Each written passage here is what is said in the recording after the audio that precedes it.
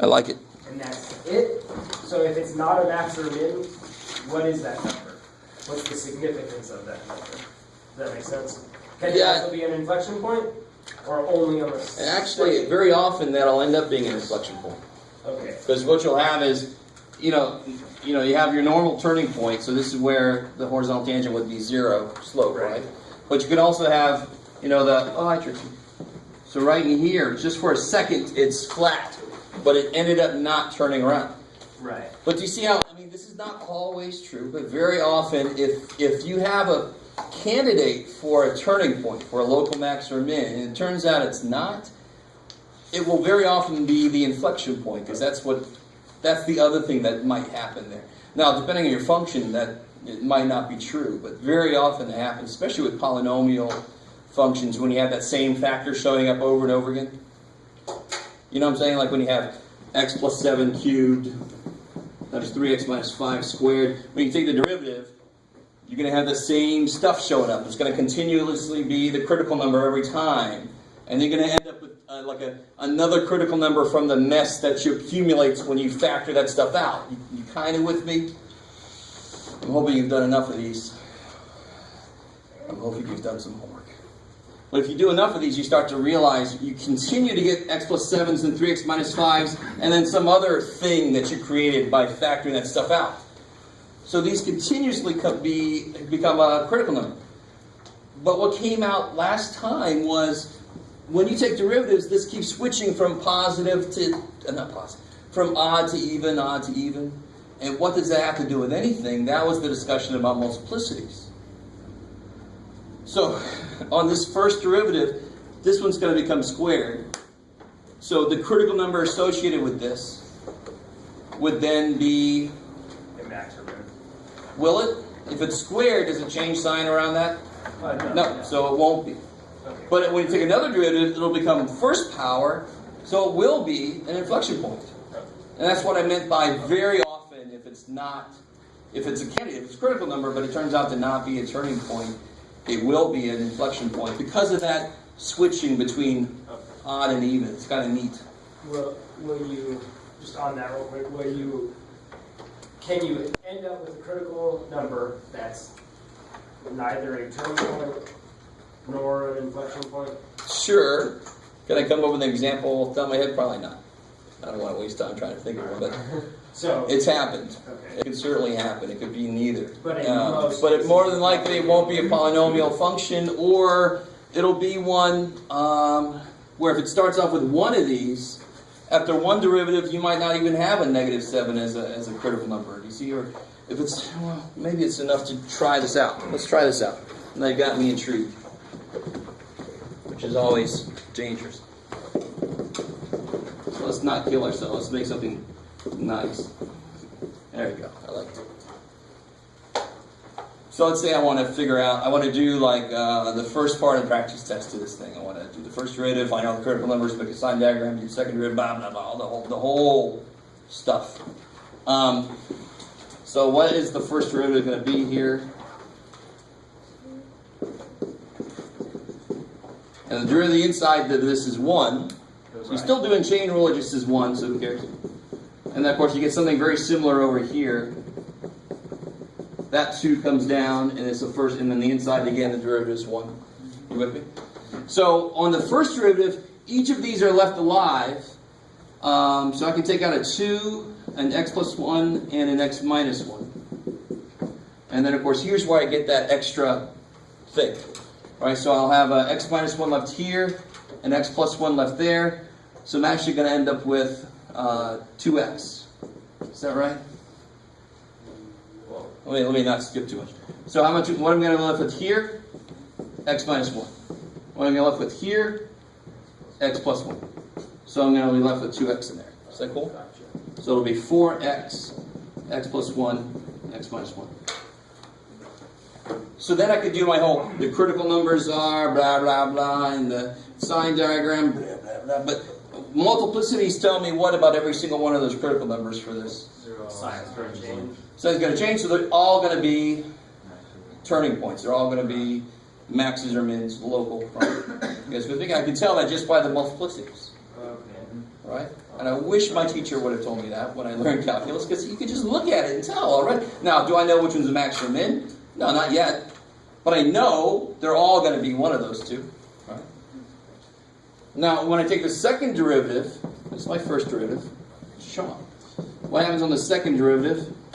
So it'll be 4 times this, plus 4x times this. Is that cool? Every time I take a derivative, each of these just kind of disappear because the derivatives are 1. Is that cool? Plus 4x times x plus 1, and the last two disappears now. Does anything come out of everything? Just 4. Careful. 4, sorry. No x there, right? So I can take a 4 out and then collect. So I get x squared minus 1 plus x squared minus x plus x squared plus x. Is that cool? Taking the 4's out of the way, distribution, FOILing. So algebra. And so I get 4 times 2x squared, 3x squared. I'll do x go away, minus 1. So, did any of these, I should have collected, the critical numbers from the first derivative were 0, 1, negative 1. Were any of those critical numbers still here for the second derivative? No. So now my critical numbers are going to be add 1, divide by 3, take a square root, so square root of 1/3. So is that still going to be called a critical point, or is it going to be called an inflection point? I don't know yet if it's an inflection point. Okay. So here's the true analogy. Hold on just a second. Critical numbers are those things from whatever derivative you're looking at, they're what make that derivative 0. I thought it changed when you went to a different derivative. These could be turning points. These could be inflection points, but I got to check that out. Now, of course, in both situations, are these going to be inflection points? Yes. Yes, because if I factor this, the multiplicity would be 1 each. I like it. So they will be. The sign will change around them. They will be inflection. It has to be, right? Because the multiplicity will be 1 for each. I like it. So if that was 3x to the third, then 1 would be 1 would technically, you could figure it out. Possible. Possibly. Well, I mean, then you got to be careful because you. So you plug in that back into the original problem? Well, you first investigate it, see where the concavity is, and then plug it in so you can tell me what the full inflection point is. So that's part of the reason why some of you guys lost points was you didn't give me the whole point, right? When I asked for maxes and mins, that I want the point. And actually, at the very least, I want the value. So you have to find out where they are, and you have to give me the value of the max and min. So you might as well just give me the point, right? So I need to see the x and the y value for this. So when you ask for extrema, you want a x and a y value. Yeah, give me the whole point, right? Well, in the book, a lot of times it asks for that, and then it has the x equals or that. Does the question say find where are the extrema? Possibly. Because where is x? The value or what is the output? Right. Yeah. So when in doubt, just give me the whole damn thing, right? Yeah. Well, I'm just looking at my quiz over here, and it seems that I have my critical value for. This is number 2, by the way, and it might be different on but anyways, like I have the critical value or critical number for the first derivative, right? And I have you circling that, and then like there's an arrow pointing to the second derivative, applying the critical value to the second derivative. And Yeah, totally. I must have missed something. Totally. Because if I say use the first and second derivative, that means take the second derivative, plug your critical numbers in, and if it's less than 0, that's a max. So I don't want to see any sign diagram for the first derivative. I don't want to see any of that. I just want to see first derivative give you critical numbers, second derivative you test those critical numbers to see what it is. Yeah. Cool. So you take the critical numbers from the first derivative? And you plug them into the second derivative, because then you'll know if it's cup down there or cup up there. Now, of course, the second derivative test can be inconclusive, It could be 0 or undefined there, and then you have to actually go back and do the sign diagram. Can't you just do the sign diagram? Of course you can, Okay. unless I don't say to do that. Unless I say use the second derivative to find it. Okay. That's how you use the second derivative to find it. Yeah. Yeah. Can you explain when we have to use parentheses and when we have to use bracket? No. So all right. If I ever see a bracket on an infinity, I want you to show me how you found infinity, right? A bracket means you can actually go there and get it. Here's 2, bam. So a bracket could only exist on a number I can actually plot, and I cannot plot infinity, right? If I can, then I've reached nirvana, and you probably won't see him anymore. I'll be on the mountaintop somewhere, or who knows, in some other dimension. But so whenever I see that, I'm always like, I got to talk to you, because if you found it, I need to know. And what are you doing back here in this realm? Okay, that's enough of that weird shit. So that's one thing. Secondly, if I say increasing, decreasing, and you make a sign diagram, let's say you have 2 and 5 are your zeros. Let's say you got this. If you say it's increasing from 5 to infinity like that, what have you done wrong? What is it doing at 5? It's not increasing or decreasing. It's 0. So I cannot include. Right. So really, when I say increasing, that's really saying where's the derivative positive? And if you include 5, that's wrong, because it's 0 at 5. So the same as concave up and down. Same thing. At the inflection points, they're neither concave up or down. Right, so at the turning points, when I throw the pen up in the air, at the top, it's not going up or down. It's changing, right? So if you say it's going up and you have a bracket on this position, that's not right. It's not going up anymore. If it was going up, then it should go further than what it is. It's not. And it's not going down yet either. So I can't include that in my intervals. So when it's decreasing, does that mean that's where the derivative is negative? Of course, yeah. Cool, because then it would be a slope down. Yeah, Yep. Cool. Okay. And that 0 at 2, that wouldn't be anything because it just stays negative. The multiplicity stays negative. So No multiplicity here because I don't know where 2 came from. It wouldn't be a local max or min. Good, I like it. Because it's down and then down. That could be maybe an inflection point on the next step, So right? this one goes down, then up, so it's a middle. Yeah, this would be a min, and that would be Nothing. not a local max or min. It might be an inflection point on the next go round. Yeah. If it's lucky, if it plays its cards right. Okay.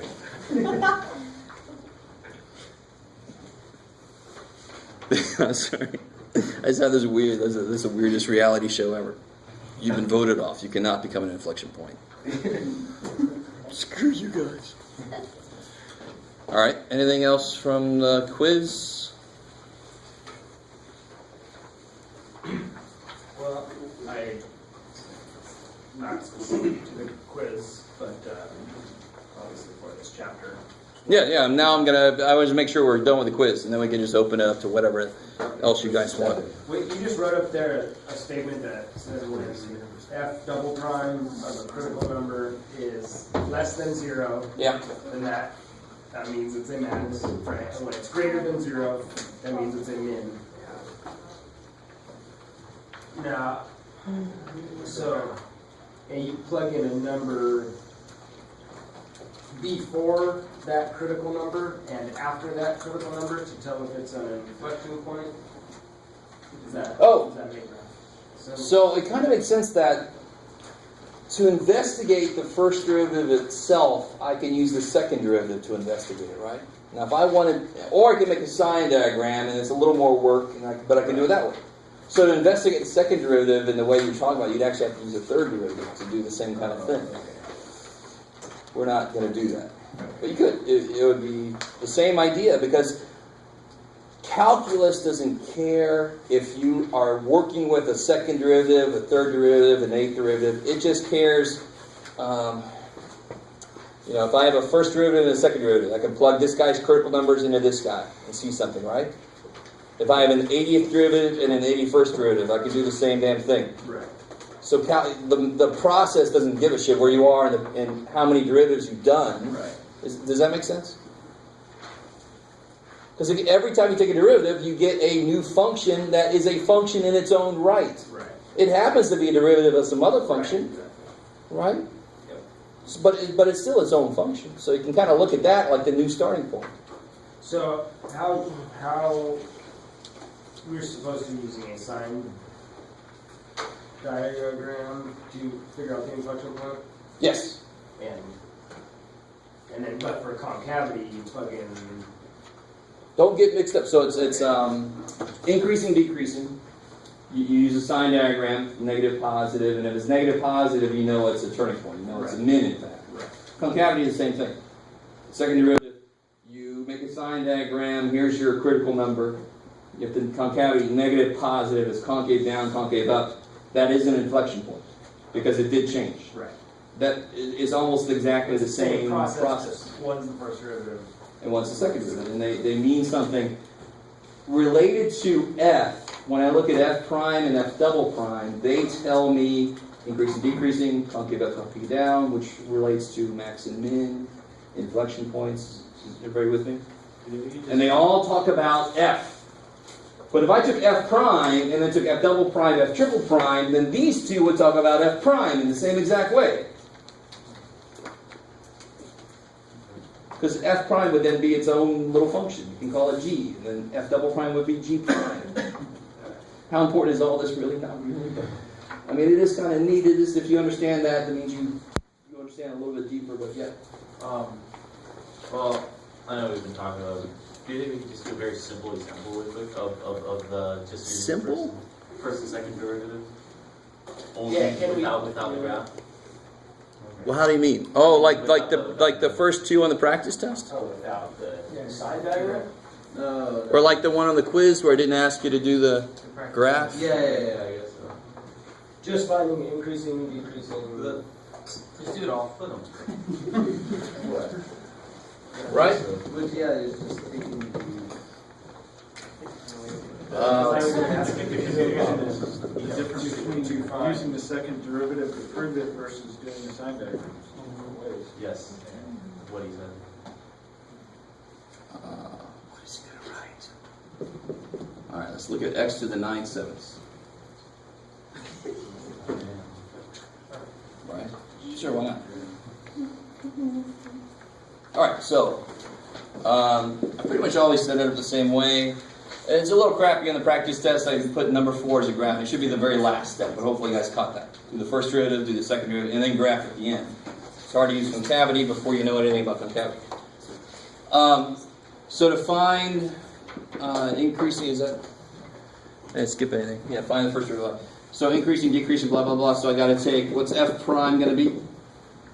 9/7 x to the 2/7. Good. All right. So what's the critical number? Yeah, x equals 0. Yeah. Okay, cool. Because that's what makes that 0, right? So not undefined. And then you can make the sign diagram. So this is like 1 here. This is 2 here. So here's your 0, where it's 0. When you plug in negative values,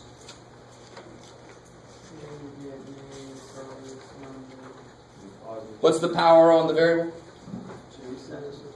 What's the root on the variable? 7th root. What's the power on the variable? 2. Squared. So everything's going to come out positive. You guys kind of with me? Right? So is that max or min? No. Cool. Okay, so no max or min. But it's still an interesting point. That's the point. This point is the point 0, 0. Ooh. Okay. Something freaky happens there, right? So far, so good? It's maybe not the best example, but still. Now what about the second derivative? Yeah. 1849 x to the Negative 5/7. So now, do you guys see what happened? Do you guys maybe see why I chose the exponent I did? Because now, what's the critical number in y? Critical number is still 0, but why? You divide by. Why is it 0? Here it's 0 because it makes a 0. There it's 0 because it makes that undefined, right? Negative power. It would flip down. It's over 0. It's undefined here. Let me let you guys absorb that. Okay. So if I make this guy's sign diagram, here's 0. Put a little u up there for undefined. Now, is there any even influence up there? No. So it is going to change signs. So if I plug in a 1, put that there. Plug in 1 in, I get 1849's 1 to the negative 5/7. So that's. When you check the power or something to do that, if it's plotting, what do you check? Is it the original equation or is it the simplified version of it? Like when you're trying to decide if it's plus or plus minus, what are you using? In this case, it's just straight up this. If you have like x minus 4 and x minus 3. Then I'm looking at like, let's say it was like that. Yeah. Let's say that was my f prime. Yeah. Then that's multiplicity 2. It's not going to change You're around not 3. looking at f of x, you're looking at f prime. Exactly. To do the sign diagram, you plug it back into Whatever derivative you're on. The only time you go back to this dude Plugging in the critical value. is once you figured out what everything is, and you want to know what those points are. If you know it's a min, then you go back to that dude to figure out what his y value is. Right? You get the whole point. Remember that Agree with that? I'm glad you said it, because a few people were plugging stuff into the original, but that wouldn't make any sense. This is supposed to be talking about the slope. So of course you have to use f prime. That's supposed to be talking about the concavity. You have to use f double prime to create that. But you plug in your critical number from f prime into f double prime to find the. If I said use the second derivative to blah blah blah blah. Here I would say make a sign diagram. So And if you did what he just said, what would that give you? Gotcha. Concavity? do what now? Sorry. If you just do what he just said, like plug f prime, Yeah. double If prime, it's what greater is than Now 0, here's an interesting one. Watch. If I try to plug 0 into the second derivative, what happens? you get that? 0. You get 0. No. You get undefined. You get undefined. So it's inconclusive. So that's why I would have had to do this anyway. So a second derivative can't help me there, right? So the second derivative test is not always useful. Sometimes it says, I don't know. But a lot of stuff in mathematics is like that. Trust me, if you're going much further in math, you're going to hit a lot of that.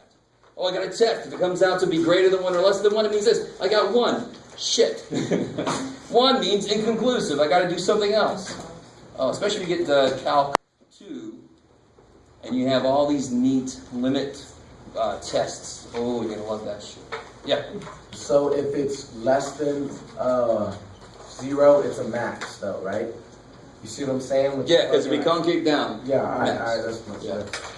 better. Okay, where were we? When I plug a 1 in, is it positive or negative? Positive. Plug a negative 1 in? Negative. Because the odd root and odd power maintain the sign, right? Here it was because of squared, everything comes out positive. Of course, if this number would have been negative, then everything would have been negative, right? Okay, good. Don't just say, oh, it's squared. Okay. So, what is this then? What happens here? It's not really an inflection. Well, it is an inflection point. You gotta be careful. This is undefined for this, but does 0 work in the original function? Yes, good. So it's only when it doesn't work in the original, obviously it doesn't come out to a point. So it wouldn't be max or min, it wouldn't be an inflection point. This one works in the original. So an inflection point at 0, 0. Cool. Wait, but how is that 0, 0, and that's not 0, 0? Like, why don't you get a 0 for your y value in that one? You plug in 0. Because it would be 18 over 49 x to the 5/7 because the negative power. So it'd be over 0. So it's undefined. But when I want to find out where is the point, I plug it into the original, and the original is cool with 0. I got you. All right. Yes, sir. Is trying to think of what word this the concavity is it always at the 5 if it's at 0? Mm-mm. No. Okay. I've just never seen a case like that. It's just because it's just purely x. It's not x plus 2. It's not some polynomial. So it's going to have something weird going on at 0. Yeah. Okay, just a reminder in my head. Left side's cut down, right side. All right, good. So let's finish this out. It's negative concavity, which hopefully makes sense that would be cut down. Because that negative concavity means the slope, the rate of change of the slope is negative. It's going more negative. So it was positive, and now it's turning around to be negative. This is cup up, because it's positive second derivative. For the same reason. Okay, and then this would be where you have to graph it. We've done all the analysis. This is kind of a neat one. You said without the graph, but too bad I want to graph it. 0, 0 is like everything. What's the x-intercept? What's the y-intercept? 0, 0, 0, 0. And what's the inflection point? 0. Alright. So every damn thing happens there. Whenever that happens to you, that's nowhere near enough anchor points. Can anybody tell me what kind of symmetry does this thing have? Yeah, why is it odd symmetry? Because the 9. Yeah, when you plug a negative x in, you get the opposite of the original function out. That's odd symmetry. Odd symmetry would be something like that, right? It's symmetric through the origin. It's like a sine function. Or like a cubic, which would be better because that's odd. I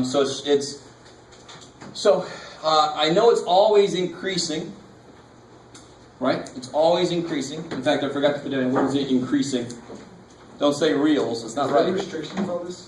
It's almost always increasing. Negative infinity to positive. At 0, it's not doing anything. We got a 0 to Good. That's what I do. Okay. So see how now personally I would want a couple more anchor points just to make sure I know what the hell's going on. So there's nothing wrong with that. I know it's got odd symmetry. So if I plug a 2 in, negative 2 is going to have the exact negative output, right? I don't know if I want to plug a 2 in. But you can certainly do that in the calculator. 2 to the 9/7 should be something just a little bit over 2, right? Because 9/7 is not that much over 1. But who's got that? What's 2 to the 9/7? 2.44. 2.44. Okay, so at 2, it's 2.44. So what is it at negative 2? Negative 2.44 because of the odd symmetry. So at 2, it's 2.44. And at negative 2, it's negative 2.44. Okay, so that's going to help me kind of fill in what's going on here. So it's always increasing.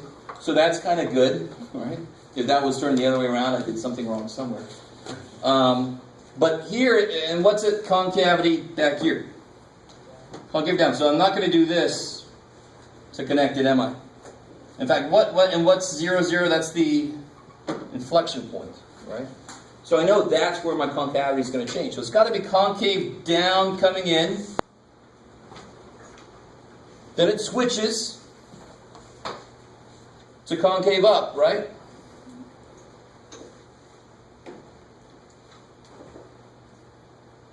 How we doing? Is that right? So 0, 0, 0 is your inflection. Exactly. It's concave down here, and then it's concave up there. And you can get that by plugging in f prime into f double prime. No. Concave up and down. No, we got it for the sign diagram here. But I think you said you have to use your. Oh, you can use either one? No. All right, you got to be careful.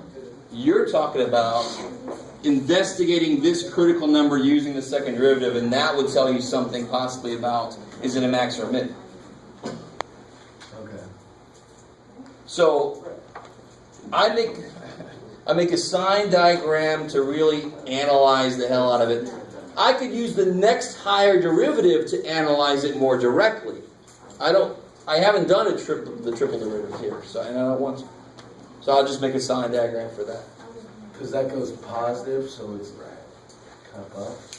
And it's cup down there, cup up there, and an inflection point is defined to be where concavity of cup up and cup down meet. Where they change. Where concavity changes. Yeah. All right. Cool. Yeah. On the practice test, you put the grafting part as... I said that earlier. Yeah, it was totally, I just put it down and not even thinking about it. Okay. So obviously, step 4 should be step 7. Right? You can't make the graph until you finish the concavity stuff out. So don't freak out. I'm not going to make you, now use your ESP powers. That is a prerequisite for this course. You must have ESP.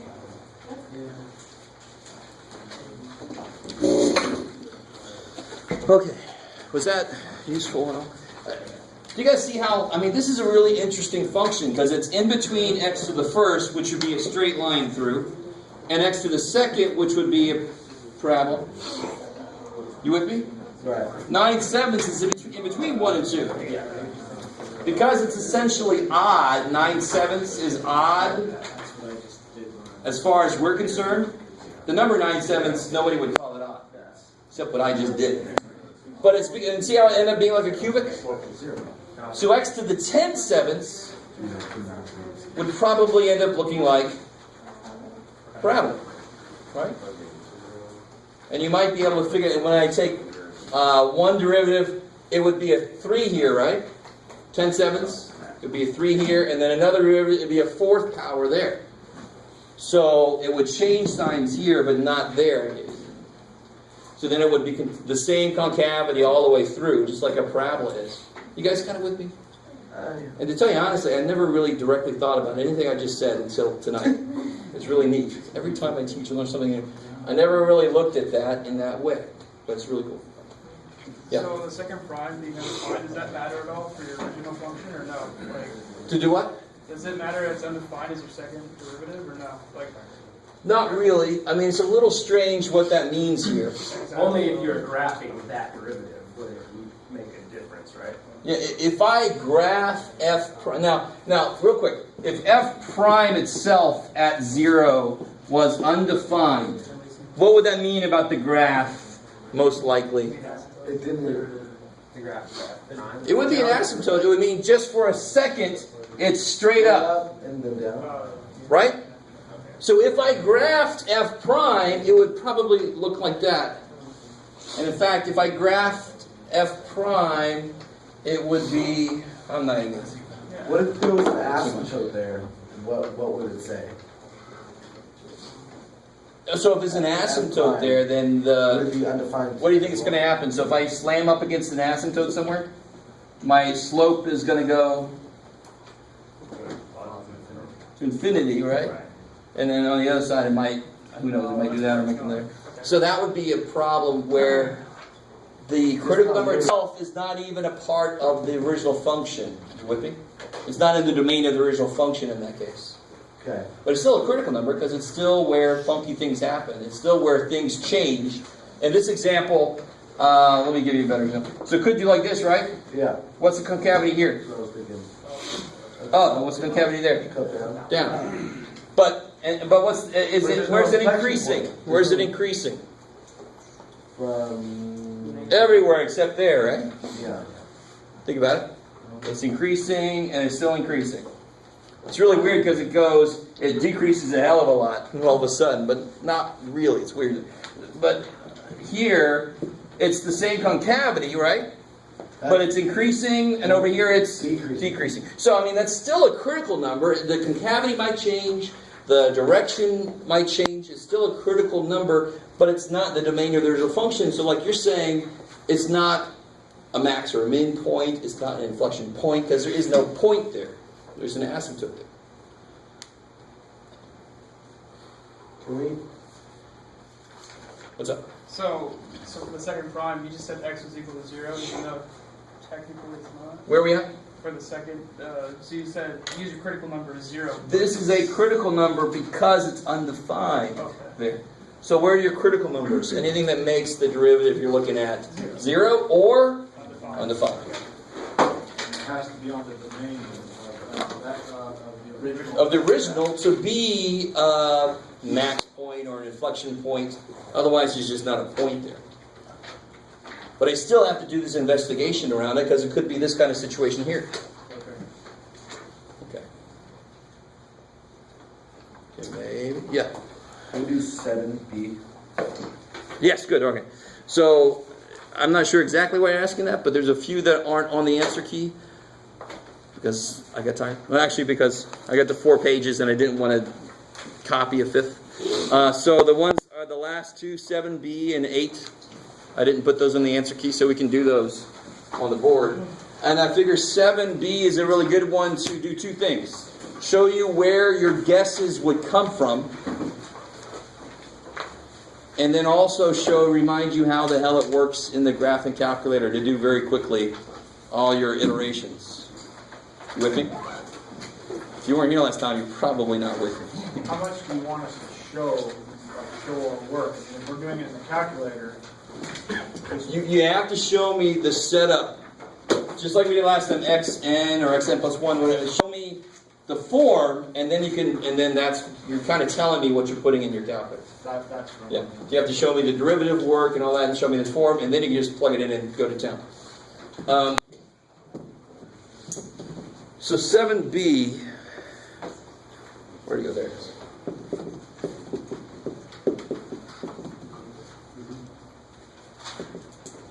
So I want you to realize we've turned a corner here.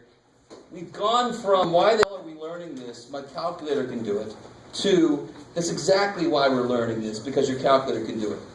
And we want to know, what the hell does a calculator know that I don't know? So a lot of this stuff becomes very programmable. You create these algorithms that you can program, the computer will just eat it up all day, right? So iterative sequences like this, the computer and whatever you're working with can just eat that up. So that's what and this is sort of like what numerical analysis would be. There's a course of math called numerical analysis. It's very often cross-listed in computer science because of that fact, because it's all about coding algorithms to do things like this. So it's a really neat course. Cubic splines and shit like that. It's really neat. To get the guess for this, let me show you what I would do and then see what you guys think about it. That's amazing. So I would do that first. Because now on this side, I have a factorable polynomial that I can graph very easily. I have an ln that I can graph very quickly. And if I just want to guess, my graph does not have to be beautiful. My graph just has to be quick, right? So real quick here, what would my intercepts be here? No. Yeah, 0 plus or minus root 3, right? So, and I can't remember now, in this one. Okay, gotcha. So here's natural log first off. Let's do natural log. Natural log, let's be a little more specific about natural log, just a little bit. Natural log goes through 1, right? Because, of course, at 1 it's 0. And at its base, what will the output be? What's the ln of e? 1. And e is about here, so right there it's going to go to 1. So I don't just want to go blah. I do want a little bit more carefulness to it, so I got to be careful. I don't want a crazy rough-ass sketch, but nothing more than that.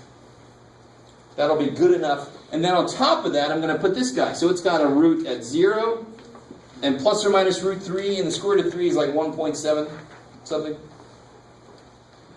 So it'll be at 1.7 and negative 1.7. You guys with me? So this is where pre-calc comes so much in handy. This is why you go through pre-calc graphing hell. Because you want, this part should be the quick part. This is just to get your guesses. This part should not, and of course I know a lot of you guys are just going to do this in your calculator. Maybe I'll make a thing saying, draw me a quick rough sketch. And maybe I'll put that in a part of the test where I don't let you use your graph. Oh, hell yeah. What's the end behavior here? Yeah, it's going to be cubic, right? It's not negative cubic. And it's going to go, all of these have a multiplicity of 1. You with me? So it's going to go through. And I don't have to be crazy. I really don't have to be, well, that looks crappy, but I don't have to be perfect. That's good enough. Look, I can see my 2 roots. Well, roots once I move the 3x back over. I can see my 2 intersections. Let me just say it like that for right now. You with me? What's really important is what about these points? True, but I don't care about the y value. All I care about is the x value. So that's roughly, one root should be roughly, my guess for x1 would be about 0.6, okay. And the other guess would be 1.9. You guys right. Those are 2. I like it. That's good enough, right? And somebody next to you might say 0.7 where you said 0.6, but who gives a shit? The whole point of this thing is if you get close enough, it doesn't matter exactly where you start. It's going to continuously make it better. So the whole thing here, remember this is the setup here. I want, let me do it by xn plus 1. So that's the setup. That's what you need to memorize. I love it. Somebody just made a face. I love it. Yes, but you have to memorize that. It's not that bad. Believe it or not. And real quick, not screw. So what is the f that function that expression is talking about? What is the f? Where's my function at? X cubed minus ln x. You gotta set it all to 0. Yes, set it all to 0. A function can't have an equal in it. Yeah, this is all about finding roots. So you got to set it equal to 0. So I say x cubed minus 3x minus ln x equals 0. There's my f of x. Notice how you could have taken those that way, and it actually will not change anything. You guys with me? A little bit. You guys tired? Yeah, I can agree. Okay. So that's your function right there. That's the function I'm using. What's f prime? 3x squared minus 3 minus 1 over x. I love it. Kick ass. So what I need to see on the test then is exactly this. I need to see this work, and then you can say xn plus 1 equals xn minus xn cubed minus 3xn minus ln xn over 3xn squared minus 3 minus 1 over xn. So everywhere I see an xn is where in my calculator I'm going to have answer, the ANS, the temporary memory, right? And that's what builds it up into a repetitive algorithm. That's what lets it be recursive, keep feeding into itself.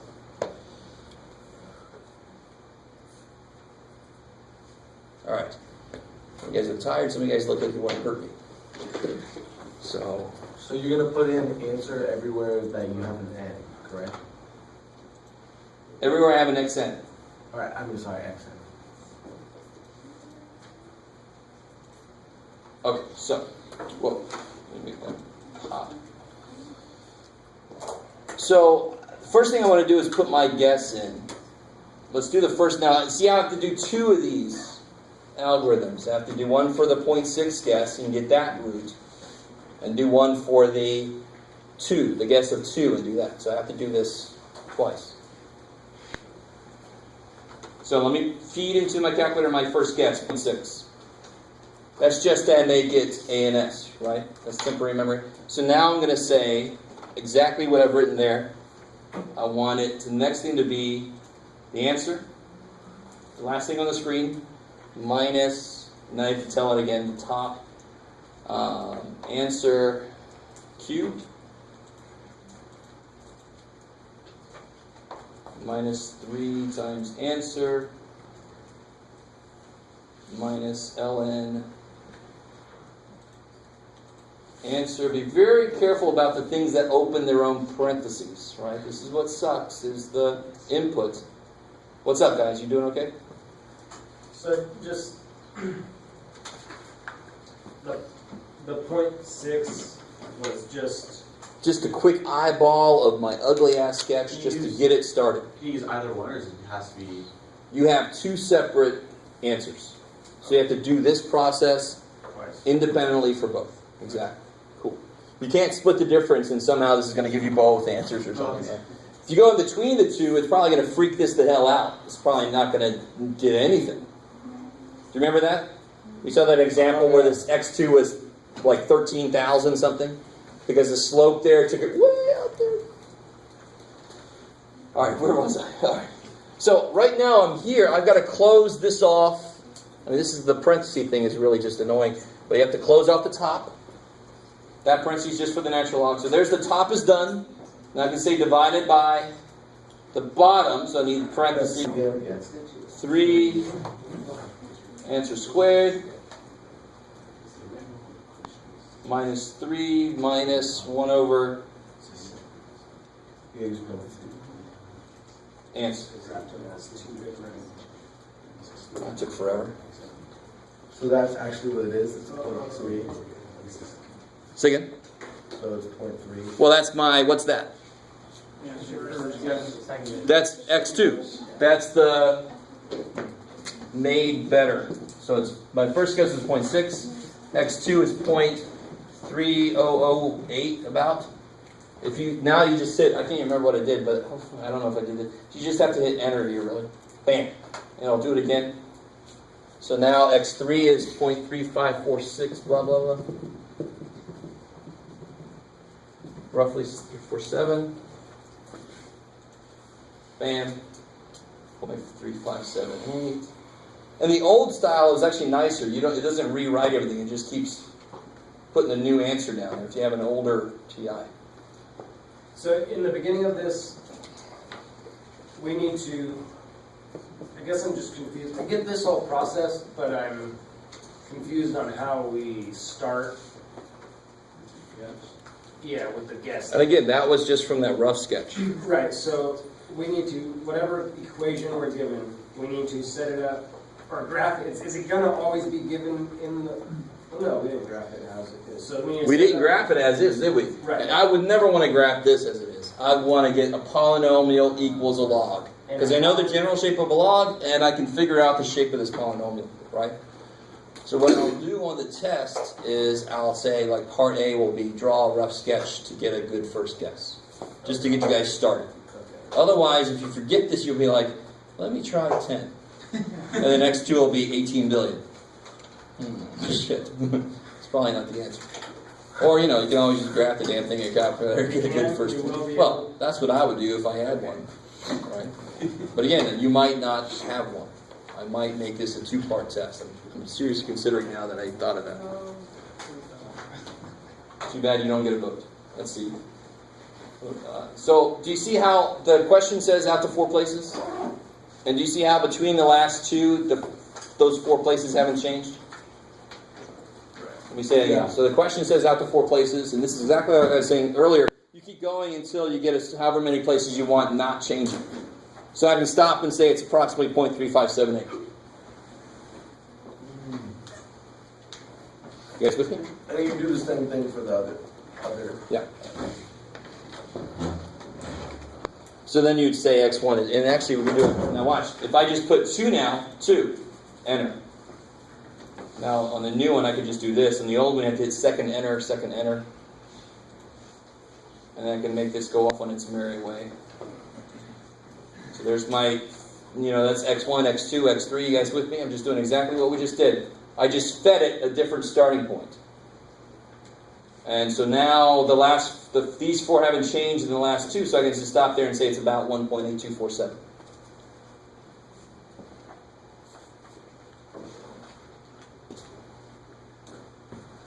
Yeah.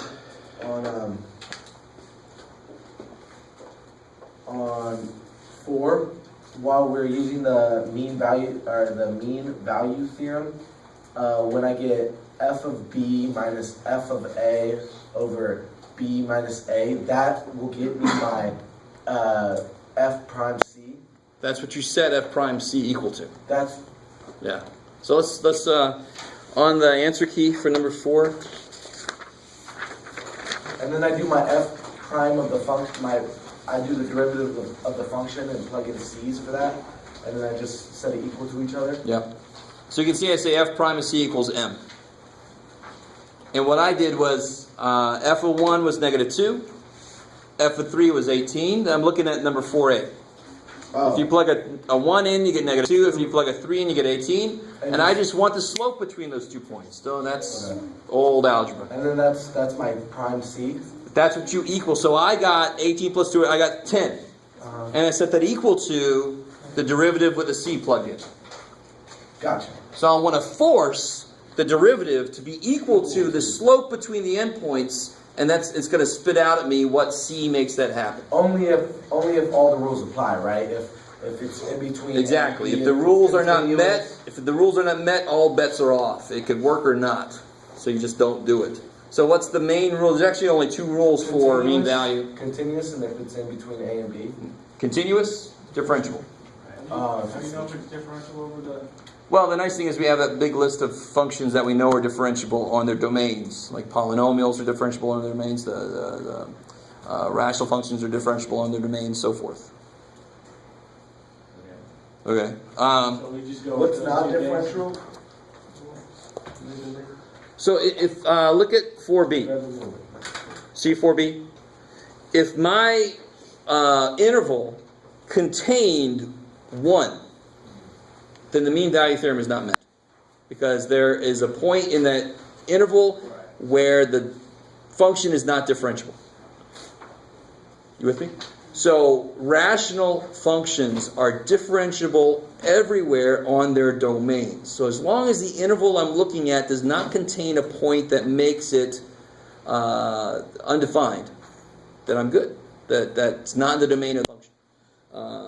And let me see if I can find... Like if it had that point that you had right up there, which was indeterminate, the whatever, that fraction to the negative exponent, would that make it indeterminate? Give me 1 second. I did not actually try to follow what you're saying. Hold on. I totally just gave up. Hold on. I thought they had a list of things. I guess not. They had a list of things that were continuous. Well, that's not good enough for differentiable. I thought they had a list of things that are differentiable, but it looks like it's not true.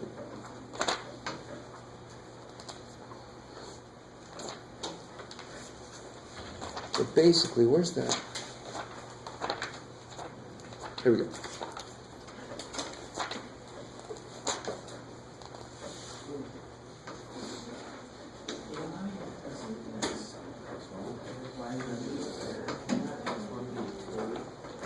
Alright, well, I'll give you this very short list. We saw something that, can anybody tell me now that you've done a few of these kind of things, what kind of function might give us that?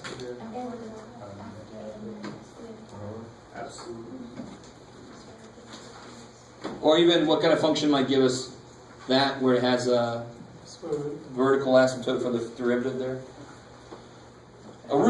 Root kind of things, or fractional powers. So a function with a fractional power, or anything with a root, potentially is not differentiable somewhere. All right. So what's differentiable everywhere in the domain? Definitely polynomials. Polynomials are the nicest behaved things in the universe. And then you have rational, which is second, is the nicest, because it's just ratios of those nice things. So then they only have problems where they're not defined in the first place. And why is that? Once you take a derivative of a rational function, what ends up on the bottom? Always The same damn thing squared. So whatever problem the original function had, the derivative is going to have a problem there too. Okay, so those two things are definitely differentiable everywhere in the domains. I thought somewhere they had a differentiability list, but I guess they don't. Because it's hard to really... some roots have no problems, some do.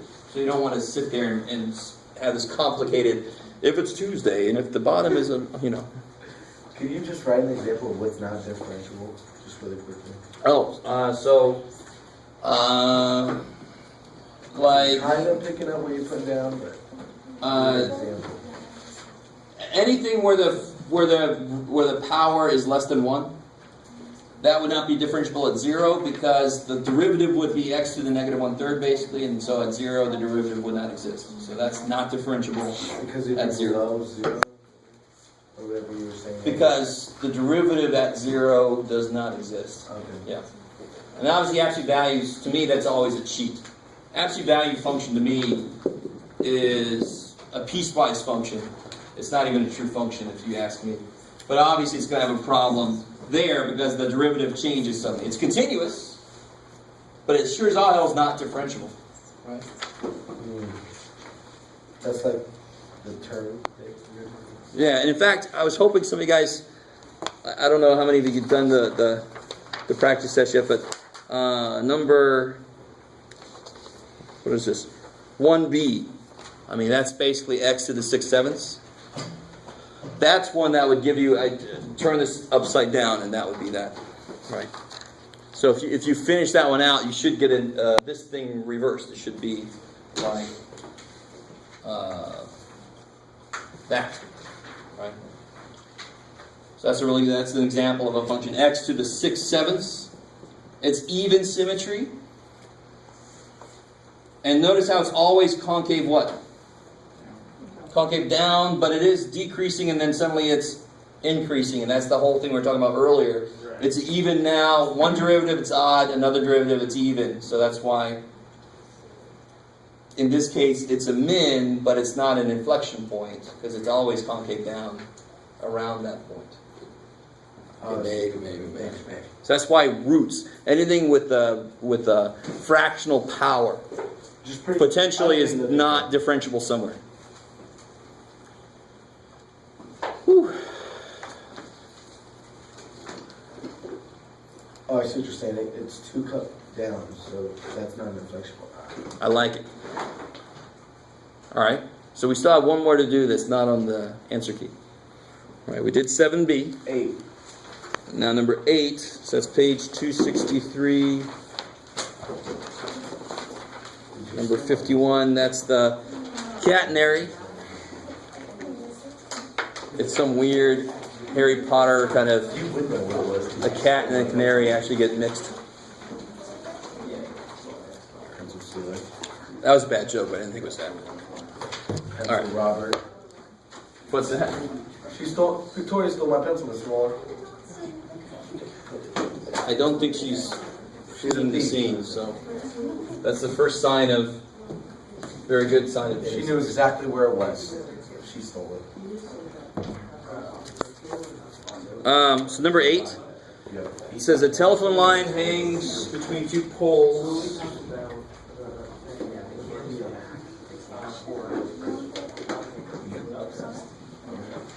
meters apart. And this shape, you would never think that the shape that a telephone wire has is anything complicated, but it is. It requires hyperbolic trigonometric functions, which are really just exponentials, but still. It's a little more complicated than you might think. So this one, so the function that actually represents this cable is 20 cosh x over 20 minus 15. Of course, you could just see that. No, I'm joking. You can't. So part A just says, find the slope of the curve where it meets the right pole. So that's the right pole. Yes. And that's straightforward. I mean, so I really just gave you this problem on the practice test just to remind you guys that I might have a problem related to hyperbolic stuff. And if I do, like I said, I'll have a listing of derivative rules or whatever it is I'm asking you about, and you just have to pick the right one. All right, so in this case, how do I answer part A? What I have to do?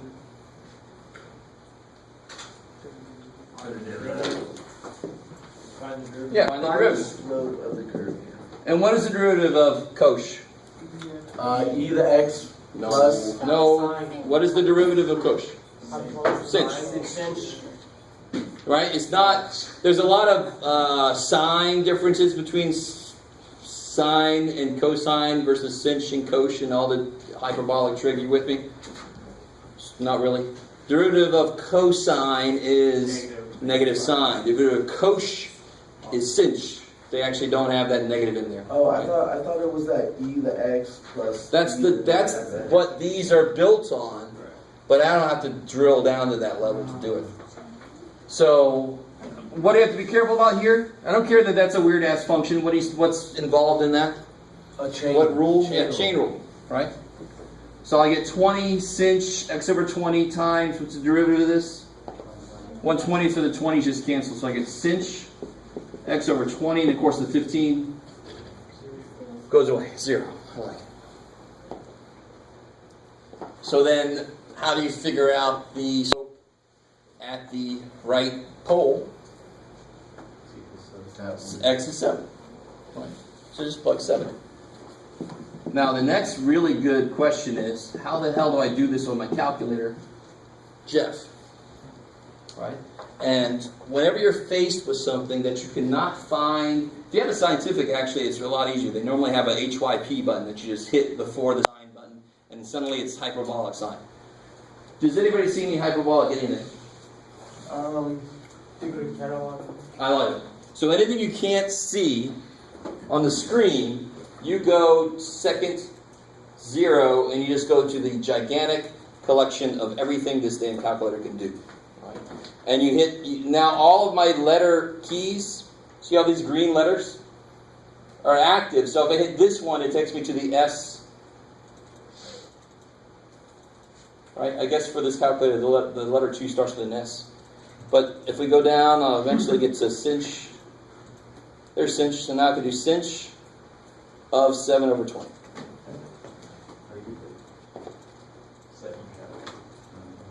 Yeah, second 0.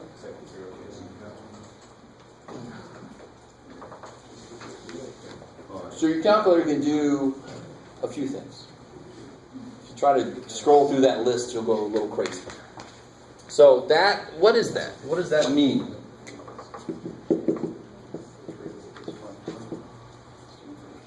That means the slope is 0.357 right there. So right here, where this meets, the tangent line would come off and be, the slope would be 0.3571, right? Yeah. You with me? And then we could use that to find exactly like where y equals mx plus b, the tangent line. If we wanted to. But part B says, what's this angle here? Actually, which angle was it? Oh, wait. What's this angle there?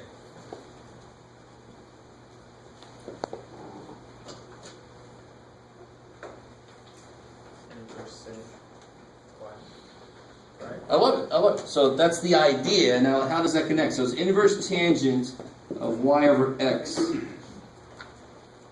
Basically, right?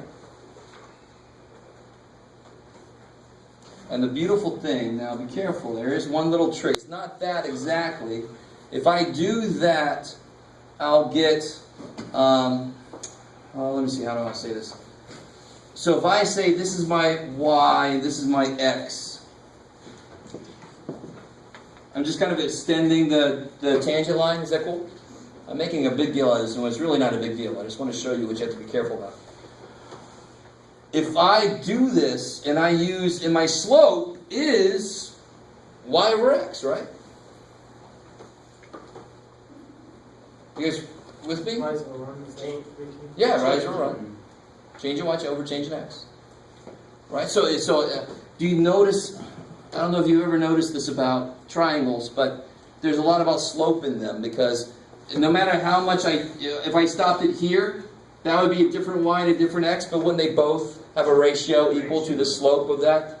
If it's a right triangle, right? If it's a right triangle, exactly. You guys got it with me? So if you never really noticed that, there. But there's a, so if I do what you're saying, though, I'm going to end up getting this angle.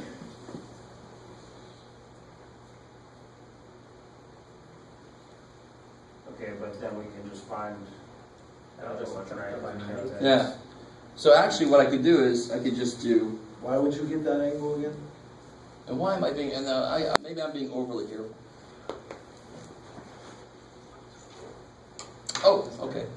You get that angle. Oh yeah. So if you do 0.3571, if you do inverse tangent of 0.3571, you're going to get this angle. Correct. All right. I like it. So why don't we just do instead inverse tangent of 1 over 0.3571, right?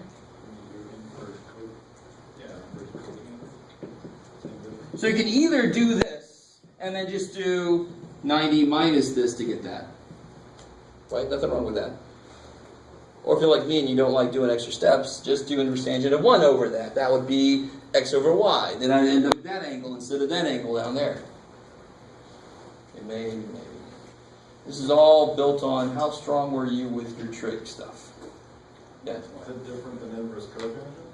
No, it's still inverse cotangent, but we don't have an inverse cotangent built, so I just kind of don't even think of it that way. When I want to get a number, right, I don't even think about inverse the other three. But that's a good point, though. If I did want inverse cotangent of 3 over 2, that's the same thing as inverse tangent of 2 over 3. Because cotangent is x over y, tangent would just be y over x. You just have to flip the inside. It's the inverse, so I'm actually flipping the inside, not the output. Okay, if you don't get that, okay. Yeah? I know I use inverse tangent, but why wouldn't you get that angle and not that angle? Because if I do y and x, that's related to this angle. Oh, Yeah, so I really have to do x over y, which would be 1 over this, if I want that angle up there. Or you can just get that angle and do 90 minus. Yeah, you can do 90 minus whatever you get from doing that inverse tangent. Okay. So it'd have to be either 90 minus this weird thing, or just that. Either way. Either way you do it, you should get. What do you guys? Anybody actually do it yet? Yeah, 1.2277. And what would that be? Units. You gotta put it in. I bet you anything that sounds like it's probably radians. Cool. Right? It didn't really say. So I mean, if I don't say, so you got 1.227 blah blah radians, or 70 something. 70.34. Do it again. 70.34. Degrees. If I don't say, you can give it to me either way, because they're both completely valid ways to measure it. We don't write out radians, it's implied that it's radians, correct? Since you don't have the degree symbol, yes. Yeah. Cool. All right, you with me? So you're right, Dan. If you just put that down, I would know what you mean. So that's saying the other way. If you meant degrees, you better put the degree symbol. Yeah, that's what I meant by it. Yeah. I like it. So is that cool? That's the 2 that I didn't have on the answer key. Okay, so now you guys have that. You just saw it, and you can see it again if you want to. So anything else that we want to go back and do or look at?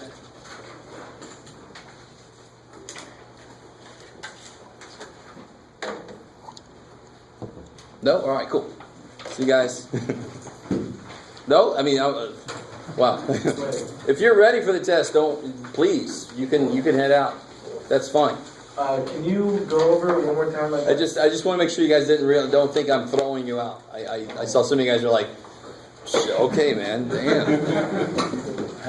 I just had a real quick question on how to answer. If it says absolute extreme max, how do you want it answered? Do you want it 0.8 at x equals, or you just want the point? So for the absolute extremes, you'd have to do something like this, right? Correct. And then you'd say like equals 2, equals -4, equals 2.1. Correct. So then right next to it, just say absolute min, pop, exactly like I did on the.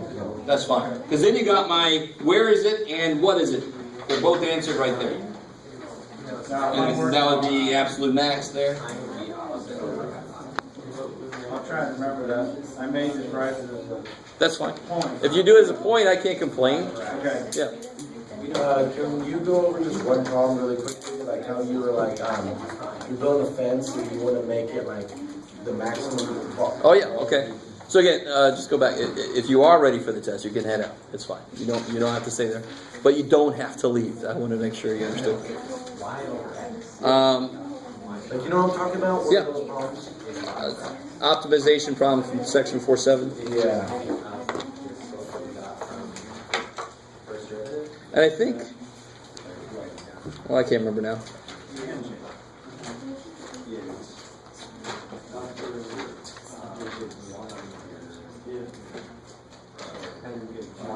So, see number 6 on the practice test?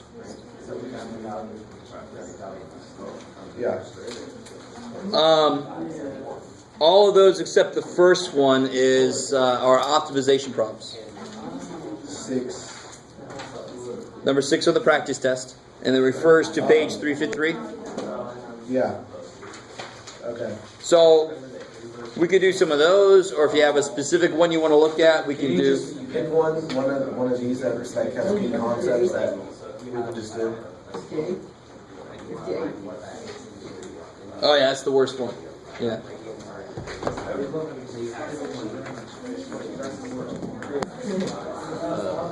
I just dropped the corrections off. Yeah, right there. So this is 58. Oh yeah.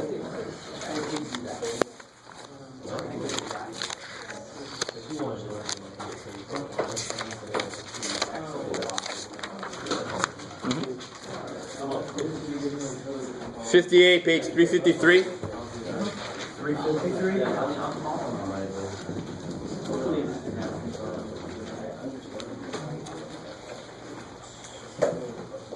So it's got volume V. And it's a right circular cylinder with a dome on the top.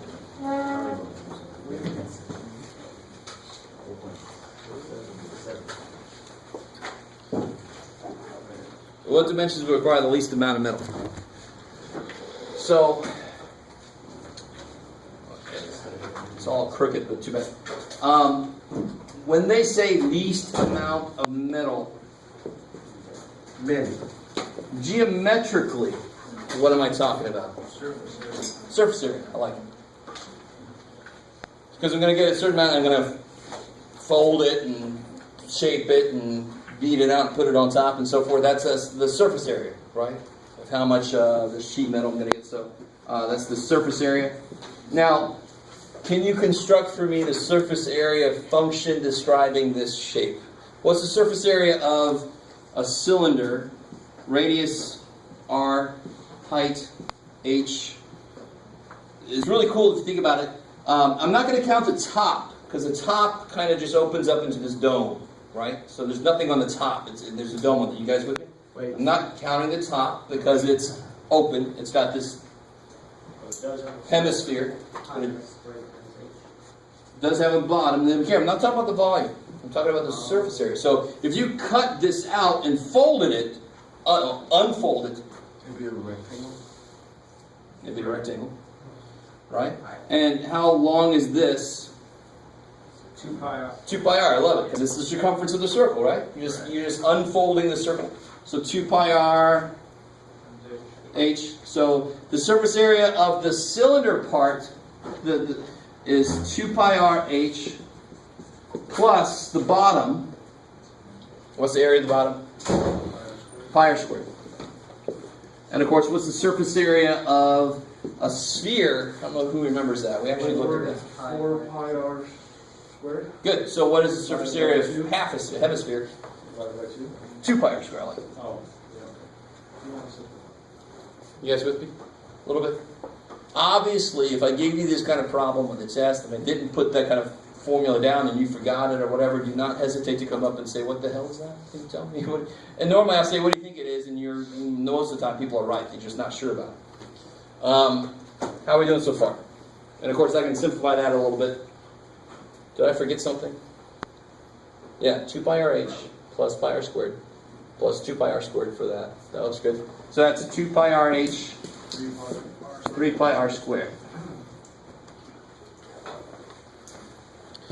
That's why I feel like I've done this one, because it's, yeah, that's right. Just want to make sure. Oh, good. I got the same thing before. Good. What's the, don't do anything with that. So this is my surface area. Let me write this a little better than I did on the answer key. That's my surface area as a function of, actually, as my surface area as a function of radius and height. So we got to do something about that. You gotta figure out a height. We'll put the height in. There's something we haven't used yet. They told me the volume. Oh, then put the height. They told me the volume is V. Now, don't say, duh, the volume is V. No, the V is the value of the volume, right? It's not a number. It's too bad, but it's a known. It's not a variable. V is a number. So V is much better than R and H, because R and H are both variables. They would change, and when I take derivatives, I'd have to do both of them and all that kind of weird shit, right? So I'd much rather replace one of them with some function of V, which is a number. It's a number I don't know, but it's just a number. Its derivative would be 0. You guys kind of follow? So what makes this problem a little worse is that they give you information without really, they don't give you the number. They just say, the volume is V. Can't it be 10? No, it's V. So what is the volume of this shape? What's the volume of the cylinder piece? Good, pi r squared h. What's the volume of the hemisphere? Volume, not surface area. Volume of a sphere is 4/3. So 2/3. Yes. Pi r cubed. I like it. Okay, how are we doing? This problem is exercise in ability to manage your variables, really. It's can you solve these equations and keep track of all your variables? That's really what this is. And that's you got to be able to do that. Yeah. Why do we need the volume if we're doing the surface area? What do you... So, that's why this might not be the best one to do, but optimization problems, they almost always give you a function that they want you to maximize or minimize, but that function has more than one variable in it. You with me? How many variables are in this function? R and H. Beautiful. And we can't handle that. We cannot. Period. That's why this is single variable calculus. There is multivariable calculus. That's Calc 3. So we got to take out the H. So somehow I got to replace one of these with a function of the other variable, so that overall I have. So it's what they tell you, and you use it in what they ask you. That's how I always try to set it up. That's how I try to set it up for my pre-calc students when they do optimization. Same thing here. So if I solve this for, I would never solve that for R. So for H, because there's only one H. Because this is R squared and R cubed. But H, I can get by itself relatively easy.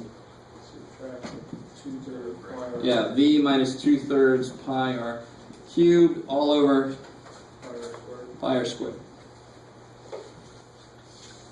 Can't cancel anything out because it's negative in this, correct? Yeah, I mean, you could break them up, but actually it's a little bit better when you like that. So you're not going to get a number. I think I didn't leave it like that in the answer. You're not going to get a number with this problem. Hell no. You are not going to get a number. But why do you, my question was, why do you need the volume stuff with the surface area? Again, Just so you can... I have two variables here. If I plug this in, how many variables will I have in there? Remembering that V is a number. Just one. I'll have one. I'll have R. Then I can do my derivatives because I know how to handle single variable stuff. So that 2/3 pi R cubed, what is that the volume of the... That's the volume of the hemisphere, because the volume of a sphere is 4/3 pi R cubed. And it's a hemisphere, so it's half a sphere. So we're mixing surface area with volume. That's my question. No. You're mixing it to get a... This equation is a volume equation, but I can the math just says that's a relationship between V, R, and H. Okay. With me? So the math doesn't care what geometry that equation came part from. you're solving for H and then plugging that back. Exactly. So I'm not somehow geometrically mixing volume and surface area, because I'm not even sure what that would be. Yeah.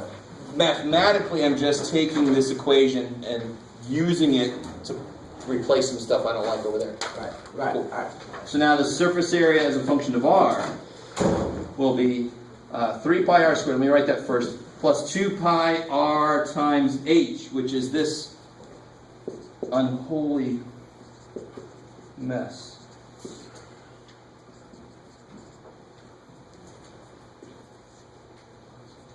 It's actually, I mean, what kind of happens that at least is a little nice. Yeah, so I get 3 pi R squared plus, the pi r cancels, so leaving it with r down there, right? So I get plus 2v minus 4/3. Well, maybe I want to break this up. I think I get something that's common here, don't I? Still, 2v over r minus 4/3 pi r squared. See the 2 going in? Is that cool? That's still S function of R, right? Yeah, S function of r. I just got lazy there. Why is it not S function of r and v? Because v is not allowed to change. It's a number. It's just a number they decided not to tell me. How do we know it's not the Roman numeral 5? Well, even if it is, it's still a constant. We know it's not because it isn't. Okay. Now, there are some, I could be, I always could be. I could be making this up, all this up. There's some like terms there, right? pi r squared. 3 pi r squared minus 4/3 pi r squared. Oh. Which is 2 Which is 5/3 pi r squared.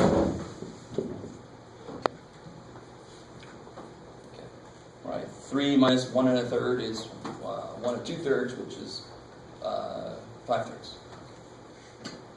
Now, what do I do with that?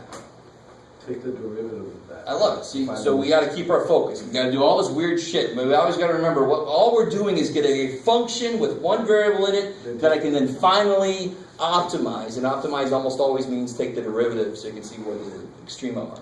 Fine. So you're going to find the minimum? Yeah, I want to find the minimum required amount of material. So if I can minimize my surface area, What's something you'd find the maximum for? revenue, profit. Okay. Or max. If you can turn this problem around and say for a given surface area, what's the biggest volume you can get, right? And then you see this actually analogous. You get the same kind of answers. Just anyway. So now we're taking the derivative. So what do we get here? 10 to the 35. Oh, I'm sorry, 10 to the 9. I like the way I said that. Yeah, 10/3 pi r. Yeah. It's going to be negative 2v r squared. I like it. And then you set that thing equal to 0. And actually, you gotta let it. It's okay that we don't know numbers. It's actually almost nice. Then you just have to collect stuff together. You don't actually have to do anything. Set that equal to 0. So we go add it, multiply an r cubed up, an r squared, you get r cubed. Over here you get 2v, and then I'm going to multiply by 3/10, 3 over 10 pi. I mean, you guys can do this. This is algebra, right? What did I just say? V over 3v over 5 pi. Right. Add the 2v, multiply r squared up. 3/10 times that reduces to 3/5 over pi. Then take a cube root. Okay, cool. Definitely not. So cubes. So whenever you take a cube root, I want you to start. Now you're getting to the point where you should realize this, and actually pre-calc should realize this too. When you take a cube root, you're actually ignoring 2 other answers, and those are almost always complex answers. This is the only real answer from the cube, because if I have a r cubed, I should get 3 answers. That's one of them. That's the real answer, and the other 2 we always ignore, or not always, but is the complex answers. So you'd add the 2b over, then...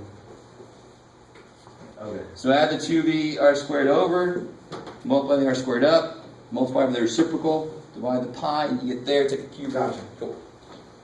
Again, that's all you can do. So that's the radius, and it asks for the dimension, so I still have to know the height. And also, there's a little thing about, all I know currently is that is an number. Critical number? Okay, good. I know it's a critical number, so I'm not even sure if it's an extreme, right? But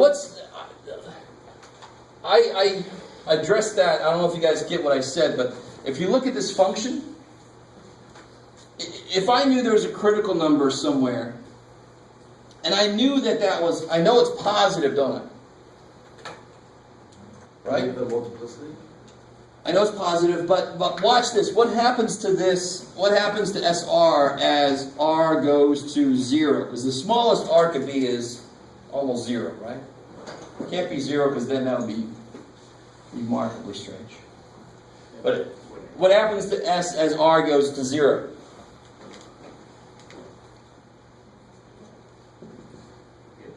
Go ahead. Smaller.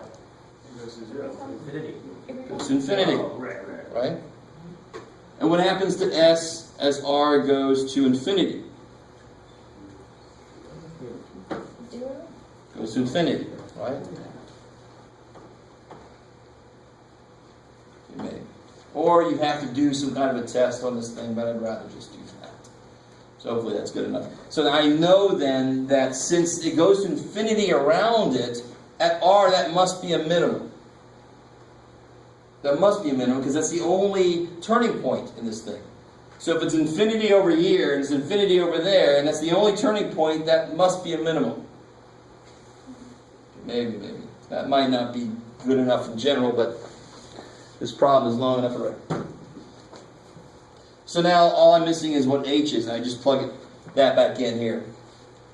And that's an awesome exercise in organization of your variable skills. So I want you to realize something. I would probably not put this on the test. But I want you to be exposed. I almost always make my practice tests, at least parts of them, a little harder than what you're actually going to see. I might put something related to this as a bonus question, but that requires you to have some time once you get those bonus questions. Yeah. Okay, how are we doing other than that? Anything else? Yeah. Until 4-9, yeah. Oh, where am I at here?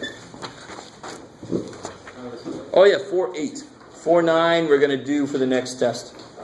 And 4-5 was just like 4-3, right? It's just you gotta find the obliques and stuff like that. Because we didn't go over 4-5. Remember, you're like you guys could. Oh yeah, 4-5 adds in like symmetry considerations and